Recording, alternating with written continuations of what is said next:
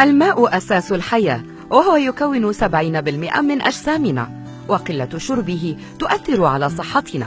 ولمن ينسون شرب الماء باستمرار خلال النهار، فلعلكم تجدون في هذا الابتكار حلا مناسبا. إيكومو عبوة صغيرة أنيقة وذكية تفحص جودة الماء بسرعة، تنقيه من الشوائب إذا لزم الأمر، وتقوم بتنظيم جدول مواعيد لشرب الماء خلال اليوم. كيف؟ بعد وضع الماء في إيكومو، قم فقط برج العبوة. بعد ثوان معدودة تظهر لك النتيجة عبر شاشة السوار الخاص بها، أو حتى عبر تطبيق خاص على هاتفك الذكي. في حال كان الماء سيئا أو غير صالح للشرب، تتيح لك هذه العبوة الذكية تنقيته بواسطة فلاتر دقيقة لمعالجة الماء من البكتيريا والمعادن وأي شوائب أخرى. ولبدء عملية التنقية ما عليك سوى لف الجزء الأسفل من العبوة.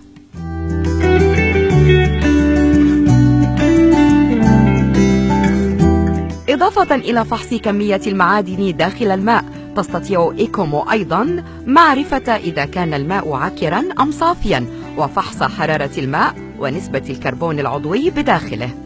وإذا كنت ممن يعانون من قلة شرب الماء، ستقوم إيكومو بترتيب جدول لتذكيرك بمواعيد شربه من خلال إشعارات على هاتفك، أو من خلال ساعتها الأنيقة في يدك، مع إخبارك أولا بأول بكمية المياه التي شربتها طوال اليوم.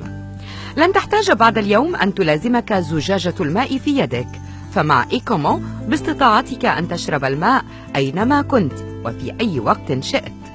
ولأن إيكومو صغيرة الحجم سهلة الحمل، فهي مناسبة لعشاق الرحلات والرياضيين.